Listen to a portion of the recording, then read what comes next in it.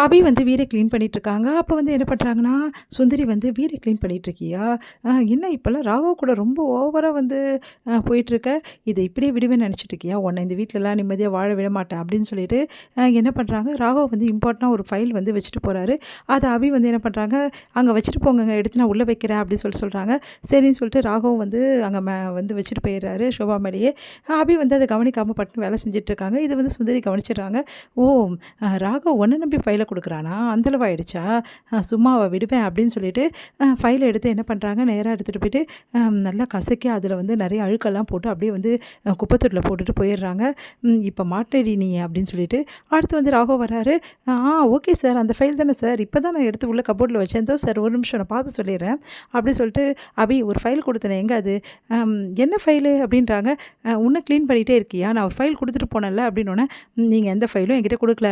"ஓ! ஆமா. கொஞ்ச நேரத்துக்கு முன்னாடி ஒரு ஃபைல் இருக்கு அப்படி சொன்னீங்களே." "ஆமா. அத நீங்க மேஜை மேல வச்சுட்டு போங்கன்னு சொன்னேன்ல."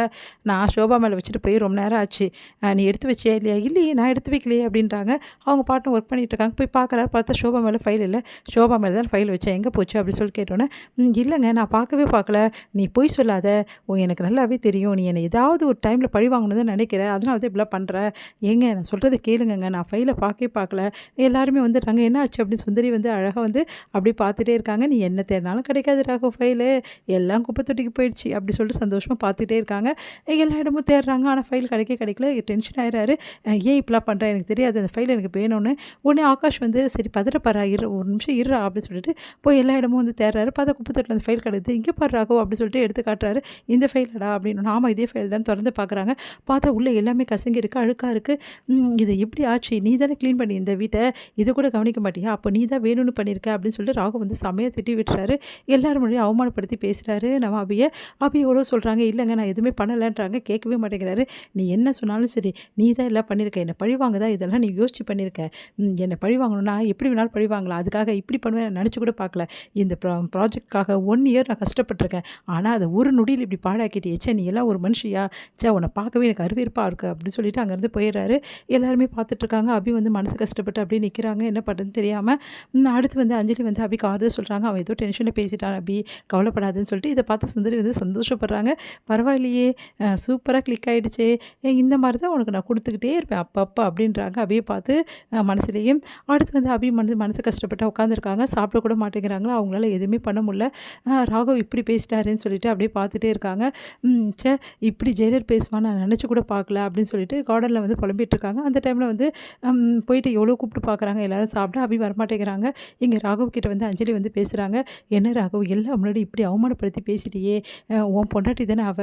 இங்க பாரு நீங்க 2 பேரும் நல்லா இருந்தா மட்டும் தான் நான் சந்தோஷமா இருப்பேன். அக்கா சந்தோஷமா இருக்கணும்னு நீ நெனச்சேன்னா, நீ அபி கூட நல்லா வாழ்ந்தாகணும். அப்படி நீ நல்லபடி வாழலன்னா, அக்கா சந்தோஷமா இருக்கவே மாட்டேன். நீ நல்லா இருந்தா தானே நான் நல்லா இருப்பேன்." அப்படி சொல்லிட்டு மனசு வருத்தப்படுறாங்க. "அக்கா நீ கஷ்டப்படாதக்கா. இப்ப என்ன அபிகிட்ட நான் நல்லபடி பேசணும், நல்லபடி நடந்துக்கணும். அவ்வளோதானே?" "ஆமாடா. சரி ஓகே. நான் நல்லபடி பேசுறேன் போதுமா?" அப்படின்னு சொல்லிட்டு நேரா போறாங்க. அபி வந்து பார்த்துட்டு வந்துட்டாரு ஜெயிலர் அப்படி சொல்லிட்டு திரும்பிக்கிறாங்க மூஞ்ச.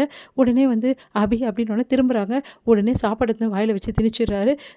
"ஏங்க?" அப்படின்றாங்க. மறுபடியும் வந்து திணிக்கிறாரு. மறுபடியும் ஊட்டிட்டே இருக்காரு. "கொஞ்சம் அமைதியா இருக்கீங்களா? ஏங்க என்ன இப்படி பண்றீங்க?" அப்படின்னோனே, "இங்க பாரு நீ சாப்பாடு வந்து பசி தாங்க மாட்டேன் எனக்கு நல்லா தெரியும். அதுக்கு தான் நான் உனக்கு சாப்பாடு ஊட்டுறேன்." அப்படின்னு சொல்லிட்டு சாப்பாடு ஃபுல்லா வந்து ஊட்டி விடுறாரு. எவ்வளோ சொன்னாலும் கேட்கவே மாட்டேங்கிறாரு. விடுங்கன்ற. அதெல்லாம் விட முடியாது. சாப்பாடு ஊட்டி தான் தெரியும்னு ஊட்டி முடிச்சுட்டு, அப்படியே அபிய புடிச்சு வந்து நெத்திலிய வந்து கிஸ் பண்ணிட்டும் போயிடுறாரு. இது எல்லாத்தையுமே வந்து பார்த்துடுறாங்க சுந்தரி. பார்த்து அதிர்ச்சி அடைகிறாங்க. என்ன இவன் இவ்ளோ சண்டை போட்டா, இப்போ வந்து முத்தம் குடுக்குறான், சாப்பாடு ஊட்டுறான், ஒண்ணுமே புரியலையே எனக்கு அப்படின்னு சொல்லிட்டு அப்படியே டென்ஷனா இருக்காங்க. இங்க அபியும் அதிர்ச்சியா அப்படியே பார்த்துட்டே இருக்காரு. புரிஞ்சிக்கவே முடியலையே. ஒரு வாட்டி இவ்ளோ காதலோட இருக்காரு, இன்னொரு வாட்டி திட்டுறாரு அப்படின்னு சொல்லிட்டு அபி யோசிக்கிறாங்க.